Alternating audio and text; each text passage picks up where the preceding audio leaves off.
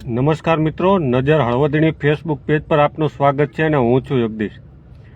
હળવદ શહેરમાં રાત્રિ દરમિયાન વરસાદ સારો એવો પડ્યો છે ને જેને લઈ ખેડૂતો ખુશખુશાલ થયા છે ને ઘણા બધા ખેતરોમાં પાણી ભરાયા છે.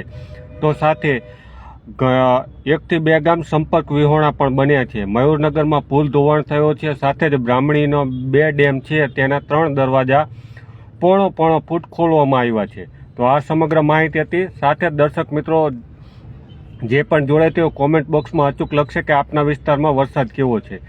ખાસ તો જે પ્રમાણે વરસાદ ખેડૂતો આતુરતાપૂર્વક રાહ જોઈ રહ્યા હતા અને ઘણા લાંબા સમયથી આ ભારે ઉકળાટ અને બફારો હતો અને વરસાદ હળવદ પંથકમાં શહેરી વિસ્તારમાં જોવા મળતો હતો કે ગ્રામ્ય વિસ્તારમાં ઘણા સમયથી આ ખેડૂતો માંગ કરી રહ્યા હતા કે વરસાદ સારો એવો નોંધાઈ નથી રહ્યો, પરંતુ રાત્રિ દરમિયાન મેઘરાજાએ ધમાકેદાર બેટિંગ કરી છે અને સમગ્ર વિસ્તારમાં 2 ઇંચથી વધુ, ક્યાંક 2 ઇંચ, ક્યાંક 2.5 ઇંચ અને ક્યાંક 3 ઇંચ સુધીનો પણ વરસાદ છે અને જેને લઈ સારું એવું અલગ અલગ નદી નાળામાં પાણીની આવક થઈ છે. તો આપના વિસ્તારમાં કેવો વરસાદ છે અને વરસાદને લઈને કેવો નુકસાન છે, કોઈ મિત્ર જો સ્થળ ઉપર હોય તો ત્યાંથી આપણને રિક્વેસ્ટ મોકલશે એટલે આપણે લાઈવ દ્રશ્યો પર જોઈશું કે ક્યાં કેટલું નુકસાન છે. ખાસ એના માટે જ આપણે લાઈવ થયા છીએ. તો આપના વિસ્તારમાં કેવો વરસાદ છે અને વરસાદને લઈને કેવું નુકસાન છે. તો આપણે જે વાત કરતા હતા કે હળવદ તાલુકાની, તો હળવદ તાલુકામાં સારો એવો વરસાદ વરસ્યો છે અને જેને લઈ હળવદ તાલુકાનું ઈસનપુર ગામ છે અને આ ઈસનપુર ગામ સંપર્ક વિહોણું બન્યું છે. સંપર્ક વિહોણું બનવાનું કારણ એ છે કે ત્યાં ઈસનપુર ગામ છે તેમાં એક બાજુ કેનાલ આવેલી છે અને એક બાજુ વોકડું આવેલું છે. એટલે કેનાલ તરફથી આવે તો પણ વોકડું આવે અને હળવદ તરફ આવે તો પણ વોકડું આવે. એટલે આ વોકડાના કારણે નવા ઈસનપુર ગામના લોકો વાહન વ્યવહાર હાલમાં ખોરવાયો છે અને લગભગ 3 કલાકથી વાહન ચાલકો ત્યાં અટવાયા છે. સાથે જ વાત કરીએ તો ઈસનપુરના ગ્રામજનો ઘણા લાંબા સમયથી અલગ અલગ તંત્રને રજૂઆત કરી ચૂક્યા છે કે અહીંયા જે વોકડું છે તેના પર બેઠો પુલ બનાવી આપવામાં આવે તો પુલ બનાવી દેવામાં આવે અથવા ભૂંગરા નાખી દેવામાં આવે તો ત્યાંથી વાહન વ્યવહાર ચાલુ રહે. ગત વર્ષે પણ ત્યાં એક કાર તણાવવાનો બનાવ સામે આવ્યો તો સદનસીબે મોટી જાનહાનિ ટળી હતી, પરંતુ ઈસનપુર ગામે દર વર્ષે આ જ રીતની સ્થિતિ સર્જાય છે. કારણ કે ઈસનપુર ગામના લોકો ત્યાં પુલ બનાવવાની માંગ કરી રહ્યા છે અને જ્યારે ચૂંટણી આવે ત્યારે ઈસનપુરના ગ્રામજનો આ પુલ માટે માંગ કરતા હોય છે અને જવાબદાર તંત્ર દ્વારા માત્ર હૈયાધારણા આપે છે, પરંતુ હજી સુધી તેઓની માંગ સંતોષાઈ નથી અને કેટલા સમય પછી સંતોષાય છે તે હજી નક્કી નથી. કારણ કે દર વર્ષે આ સ્થિતિ સર્જાય છે. ઈસનપુરની વાત કરીએ તો ઈસનપુર દર વર્ષે ગામ સંપર્ક વિહોણું બને છે.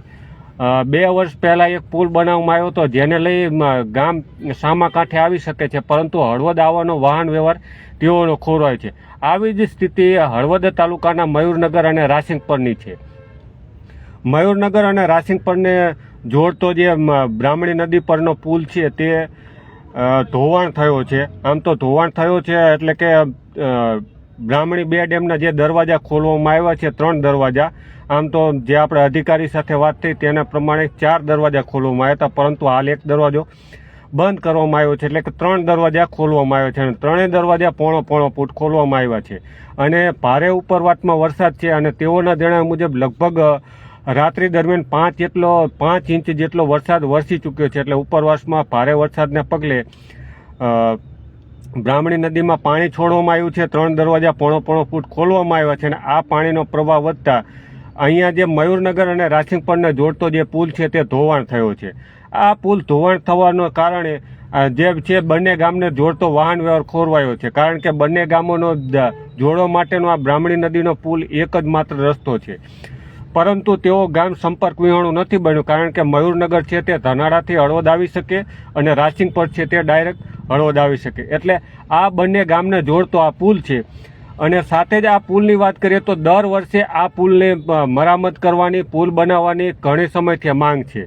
અને જેમાં વાત કરીએ તો RNBના અધિકારી છે, સ્ટેટમાં આ પુલ આવે છે અને હું માનું છું ત્યાં લગભગ મેં 5 વર્ષ ત્યાં હું ત્યાંનું કવરેજ કરું છું અને 5 વર્ષ પહેલાં પણ જ્યારે ત્યાંના અધિકારી હતા ને પુલ ધોવાયો હતો ત્યારે તેઓ સ્થળ પર પહોંચ્યા હતા. સ્થળ પર ચકાસણી કરીને તેઓએ કહ્યું હતું કે અહીંયા સર્વે થઈ ગયું છે અને આગામી 1-2 વર્ષમાં અહીંયા પુલ બની જશે, પરંતુ તેને પણ 3 વર્ષથી વધુ સમય વીતી ચૂક્યો છે અને હજી સુધી પુલ બન્યો નથી. એટલે ક્યાંક ને ક્યાંક પુલની માગણી હજી સુધી રાસિંગપર અને મયુરનગરના જોડતો જે પુલની માગણી છે એ જનતાની પૂરી નથી થઈ. ખાસ તો ઘણી બધી વખતે ત્યાંના જે સ્થાનિક નેતા હોય કે પછી અલગ અલગ રાજકીય નેતા હોય તેઓ સાથે ઘણી બધી વખત આ લોકોએ માગણી કરી છે, પણ હજી માગણી સંતોષાશે કે કેમ અને ક્યારે સંતોષાશે તે આવનારો સમય બતાવશે. બીજી એક વાત કરીએ તો હળવદ તાલુકાના જીવાદોરી સમાન બ્રાહ્મણી 2 ડેમ છે, તેના 3 દરવાજા પોણો ફૂટ ખોલવામાં આવ્યા છે. એટલે પોણો ફૂટ ખોલવામાં આવ્યા છે ને જેને લઈ 9 ગામોને એલર્ટ કરવામાં આવ્યા છે. આ 9 ગામો કોણ છે? તો 9 ગામોની વાત કરીએ તો તેની બાજુમાં આવેલું સુસવાવ, કેદારિયા, ધનાળા, રાસિંગપર, મયુરનગર, ચાળદરા, મિયાણી, ટીકર, અજીતગઢ ને માનગઢ. આ 9 ગામો છે ને આ 9 ગામોને એલર્ટ મોડ પર રાખવામાં આવ્યા છે, કારણ કે તેઓને નદીની પટમાં અવરજવર નહીં કરવા માટે તંત્ર દ્વારા સૂચના પણ આપવામાં આવી છે. સાથે જ આ ભારે વરસાદના પગલે હળવદ તાલુકાના ગ્રામ પંચાયતના તલાટી કમ મંત્રીઓ છે તેઓને હેડક્વાર્ટર નહીં છોડવા માટે અગાઉ પણ મેં વાત કરી હતી કે જિલ્લા વિકાસ અધિકારી દ્વારા સૂચના આપવામાં આવી હતી, પરંતુ અત્યારે પણ મેં 1 થી 2 તલાટી સાથે સંપર્ક કર્યો છે અને તેઓ સ્થળ પર હાજર નથી. એટલે ક્યાંક ને ક્યાંક આવા તલાટી કમ મંત્રીઓ ફરજમાં બેદરકારી દાખવે છે, કારણ કે જિલ્લા વિકાસ અધિકારી દ્વારા જે સૂચના આપવામાં આવી છે આ સૂચના હોવા છતાં પણ તેઓ હેડક્વાર્ટરમાં હાજર નથી અને લોકો પોતાની પીડા વ્યક્ત કરી રહ્યા છે. બોરડી અને નવા અમરાપર આ બંને ગામોમાં પાણી ભરાયા છે, કારણ કે પાણીનો યોગ્ય નિકાલ નથી અને પાણીનો જ્યાં નિકાલ છે ત્યાં કોઈને કોઈ રીતે દબાણ કરવામાં આવ્યું છે ને જેને લઈ પાણીનો યોગ્ય નિકાલ થતો નથી. એટલે નવા અમરાપર અને બોરડી બંને ગામે પાણીનો નિકાલ યોગ્ય રીતે થયો નથી. પ્રકાશનગર, ગણેશપુર અને નવા અમરાપર આ ગામોમાં પાણી ભરાયા હોવાના સમાચારો મળી રહ્યા છે અને ઘણા બધા વિડીયો પણ આપણી સાથે લોકોએ શેર કર્યા છે અને આપણે લોકો સુધી પહોંચાડ્યા પણ છે. મહાદેવભાઈ પાટડિયા કહી રહ્યા છે કે બહુ સારો વરસાદ હતો રણછોડગઢ. સમગ્ર હળવદ તાલુકામાં સારો એવો વરસાદ નોંધાયો છે અને સરકારી ચોપડે 60 mm થી વધુ એટલે કે લગભગ 2 ઇંચથી વધુ વરસાદ નોંધાઈ ચૂક્યો છે અને જેને લઈ ખેડૂતોને સારો એવો પાક ઉગી નીકળશે ને જેને વાવણી કરી નાખી તેનો પાકમાં સારો એવો ઉગી નીકળશે અને જેને વાવણી કરવાની હોય તેના માટે આ વાવણી લાયક વરસાદ છે. એટલે ખેડૂતો આતુરતાપૂર્વક રાહ જોઈ રહ્યા હતા. હળવદ તાલુકામાંથી 3 કેનાલ પસાર થાય છે. મોરબી, માળિયા અને ધાંગધ્રા 3 કેનાલોમાંથી ખેડૂતો મોટા પ્રમાણમાં પાણી લે છે અને પાણી લઈ પીવા માટે અને પિયત માટે બંને માટે આ પાણી વપરાય છે. પરંતુ નર્મદા કેનાલ જે છે મોરબી, માળિયા અને ધાંગધ્રા 3 કેનાલો સાફ સફાઈને લઈને બંધ કરવામાં આવી હતી. ખાસ તો માળિયા બ્રાન્ચ કેનાલ અને ધાંગધ્રા બ્રાન્ચ કેનાલમાં મોરબી અને હળવદ ધાંગધ્રાના ધારાસભ્યોએ બંને સ્થળ વિઝિટ કરી હતી. એટલે બંને આ કેનાલ ઉપર નિરીક્ષણ કર્યું હતું કે કેવી રીતની સાફ સફાઈ થઈ છે અને જેને લઈ બંધ કરવામાં આવી હતી. પરંતુ ખેડૂતોની માંગ હતી કે વહેલી તકે કેનાલમાં પાણી છોડવામાં આવે જેથી કરીને આગોતરું વાવેતર થઈ શકે, પરંતુ કેનાલ છોડવામાં આવીને આજે લગભગ 20 દિવસથી વધુ સમય વીતી ચૂક્યો છે. સાથે જ વાત કરીએ તો ખેડૂતોની એવી રજૂઆત હતી કે વરસાદ અને પાણી સાથે જ પહોંચશે અને તેવું જ થયું, કારણ કે છેવાડાના ખેડૂતો સુધી પાણી પહોંચ્યું નહોતું જેને લઈ ખેડૂતો માંગ કરી રહ્યા હતા કે વહેલી તકે પાણી છોડો એટલે કે આગોતરું વાવેતર થઈ શકે. પરંતુ વરસાદ અને પાણી સાથે પહોંચ્યું અને પાણી હાલ છેવાડાના ખેડૂતો સુધી પહોંચ્યું છે, પરંતુ વરસાદ સાથે સાથે પહોંચી ગયો છે. એટલે ખેડૂતોમાં જે એનો ડીઝલ ને બીજો અલગ અલગ ખર્ચ છે તેમાંથી રાહત મળી છે. મહાદેવભાઈ પાટડિયા કહે છે સુંદરી ભવાનીથી રાજ ફીડરમાં પાવર આવે તેમાં બહુ ધાંધિયા થાય છે, તંત્રને જરાક જાણ કરજો. મહાદેવભાઈ, વાસ્તવિકતા એ છે કે લાઇટ અને વીજળી અને પાણીની આડવેર છે, કારણ કે વાડી વિસ્તાર હોય કે જ્યોતિગ્રામ યોજના હોય, કોઈ પણ વિસ્તારમાં 5 છાંટા પડે એટલે વીજળી જતી રહે અને વીજળી જતી રહે એટલે વાડી વિસ્તાર તો બરોબર એ કે વાડીમાં વરસાદનું કામ ન હોય, મજૂર રહેતા હોય તો તેના માટે સિંગલ ફેઝની વ્યવસ્થા કરવા માટે પણ સરકારે અલગ અલગ યોજનાઓ બનાવી છે.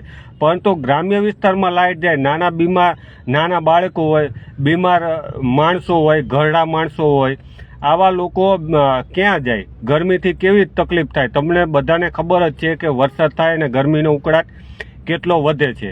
એટલે ક્યાંક ને ક્યાંક આવા વિસ્તારોમાં જો તંત્ર દ્વારા વહેલી તકે લાઇટ ન જાય અને અથવા પ્રી મોન્સૂન કામગીરી, ખાસ તો વરસાદ પહેલાં પીજીવીસીએલ તંત્ર દ્વારા પ્રી મોન્સૂન કામગીરીના મોટા તગડા બિલ બનાવે છે. આપના વિસ્તારમાં પ્રી મોન્સૂન કામગીરી કેવી થઈ તમને ખબર જ છે. તમારા વિસ્તારોમાં તમે જઈશો તો થાંભલે વેલા હજી ચોંટ્યા જ હશે. લીમડાની ડાળું વાયરને અડીને જતી રહેતી છે, ક્યાંક લીમડાએ અડી ગયા છે, ક્યાંક તારે નીચે ટીંગાતા હશે. એટલે આવો સમસ્યા પણ હોય છે. અને આ બધી સમસ્યાઓ વચ્ચે પ્રી મોન્સૂન કામગીરી થતી હોય કે કરી નાખી એવું કહેતા હોય, પરંતુ પ્રી મોન્સૂન કામગીરી ચોપડે થતી હોય તેવું ચોક્કસપણે લાગી રહ્યું છે. કારણ કે ક્યાંક ને ક્યાંક પ્રી મોન્સૂન કામગીરીમાં ધાંધિયા જોવા મળે છે. કારણ કે 5 છાંટા થાય અને વરસાદ આવે અને લાઇટ જતી રહે, આવું આપણે ઘણી વખત જોયું છે. અને અત્યારે પણ આ સ્થિતિ છે કે હળવદમાં રાત્રિ દરમિયાન, હળવદ શહેરમાં રાત્રિ દરમિયાન લાઇટ નહોતી. એટલે ક્યાંક ને ક્યાંક પીજીવીસીએલ તંત્ર ફક્ત ને ફક્ત બિલ ઉઘરાણી માટે પઠાણી ઉઘરાણી કરતા હોય છે. મહાદેવભાઈ પાટડે કહે છે કે અમારે ખેડૂતને હાથે લીમડા કાપવા પડે છે. હાથે લીમડા કાપેલાના વિડીયો પણ છે, ફોનમાં વાત કરે રેકોર્ડિંગ પણ હેલ્પર સાથેના છે. મહાદેવભાઈ, તમારી વાત 100% સાચી છે અને હું એમાં સહમત પણ છું કે પીજીવીસીએલ તંત્ર દ્વારા કેવી કામગીરી કરવામાં આવે છે તમને મને બધાને ખબર જ છે. ખેડૂતો જાતે થાંભલા ઊભા કરાવવા જાય છે. ઘણી જગ્યાએ ખેડૂતો જાતે તાર પણ ખેંચે છે, થાંભલા માથે પણ ચડે છે. ઘણી જગ્યાએ ખેડૂતો જાતે જમ્પર પણ બાંધે છે. પીજીવીસીએલ તંત્ર એટલું નફ્ફટ છે કે એને કંઈ કામ જ નથી કરવું. લીમડા તો ઠીક, કાંઈ જ કરવું નથી. તાર પડી ગયા હોય, તાર નીચે અડી ગયા હોય, તેને તમે જાણ કરો ત્યારે એમને ખબર પડે કે અહીંયા તાર પડી ગયો હોય, બાકી એમને ખબર હોતી જ નથી. ચોપડે માત્ર પ્રી મોન્સૂન કામગીરી થઈ અને તગડા બિલ બનાવવામાં આવતા હોય છે. કોન્ટ્રાક્ટર દ્વારા પણ બિલ બનાવવામાં આવતા હોય છે. અને હાલમાં જે વરસાદ થયો છે અને તેને લઈ પણ ગત વર્ષે પણ ભ્રષ્ટાચારનું ભૂત ધૂણ્યું હતું કે આ વિસ્તારમાં વરસાદથી આટલા થાંભલા પડી ગયા અને આટલા થાંભલા પડી ગયા, અને જે બાબતનું આપણે કવરેજ પણ કર્યું હતું કે આટલા થાંભલા આ વિસ્તારમાં પડી ગયા, આ પડી ગયા, અને આટલા લાખનું ખોટું બિલ બન્યું હોવાના આક્ષેપ પણ કરવામાં આવ્યા હતા. જે સંદર્ભે આપણે ચરાડવાના કાર્યપાલક ઇજનેર છે તેઓ સાથે તેમનું ઇન્ટરવ્યૂ પણ કર્યું હતું. ને જે તે સમયના આપણી પાસે એ ઇન્ટરવ્યૂ પણ આપણા ફેસબુક પેજ પર તમને જોવા મળશે કે જે તે સમયે તેઓએ કેટલા લાખના ભ્રષ્ટાચારનો અરજદારે આક્ષેપ લગાવ્યો હતો. એટલે ક્યાંક ને ક્યાંક પીજીવીસીએલ તંત્રમાં આવું થતું હોય છે અને લોકો કામગીરી કરે ને બિલ પીજીવીસીએલ તંત્ર બનાવતા હોય છે, કોન્ટ્રાક્ટરો બનાવતા હોય છે. અને આ નરી વાસ્તવિકતા છે અને જેના માટે અગાઉ ભ્રષ્ટાચારના આક્ષેપો પણ લાગ્યા હતા ને જેના તમે અને હું બંને સાક્ષી છીએ.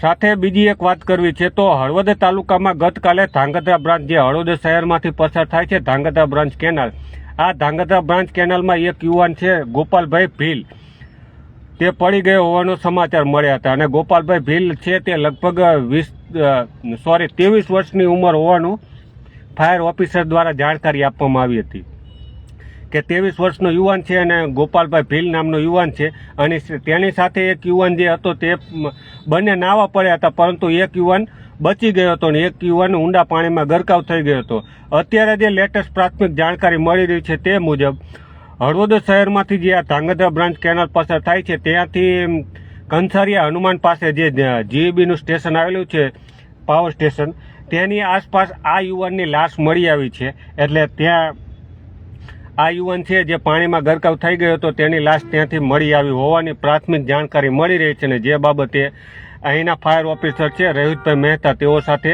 ટેલિફોનિક વાત પણ થઈ છે. સોલંકી વિનોદભાઈ કહી રહ્યા છે કે ઢવાણામાં વરસાદ સારો છે.